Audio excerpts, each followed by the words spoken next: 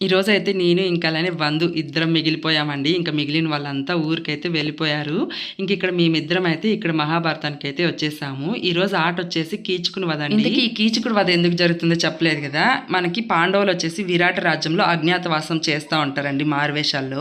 అక్కడ విరాట మహారాజు వాళ్ళ భార్య పేరు సుదేష్ణ. సుదేష్ణ తమ్ముడే అండి కీచుకుడు. ఆయన వచ్చేసి ద్రౌపది దేవిని వేధిస్తా ఉంటాడనమాట. ఆయన వేధింపులకి భరించలేక ద్రౌపది దేవి భీముడికి చెప్తుందండి, ఇలా వేధిస్తున్నాడు నన్ను అని చెప్పనేసి. ఆయన వచ్చేసి ఒక ప్లాన్ అయితే వేస్తాడండి. నర్తనశాలకు తీసుకురా కీచుకుని రాత్రి సమయంలో అక్కడ చంపుదాము అని చెప్పనేసి వాళ్ళు ప్లాన్ చేసుకుంటారనమాట. ఆ రోజు ఆట ఏం అంత ఇంట్రెస్టింగ్ గా అనిపించలేదండి. కీచుకుని అదంటే చాలా ఇంట్రెస్టింగ్ గా ఉంటుంది. బట్ ఆ రోజు ఏం అంతగా అనిపించలేదు. సరే ఇంకొంతసేపు చూద్దాము, కీచుకుడు వస్తాడేమో అని చెప్పనేసి చూస్తా అంటే ఫైనల్ గా ఇక్కడ కీచుకుడు అయితే వచ్చాడండి. టైం వచ్చేసి 1:30 అట్లా అయింది. అప్పుడు వచ్చాడండి కీచుకుడు. కీచుకుడే 1కి వచ్చాడంటే కీచుకుని అది అయ్యేసరికి తెల్లవారు అయిపోతుందేమో అని చెప్పనేసి మేమైతే వెళ్ళిపోయామండి ఇంటికి.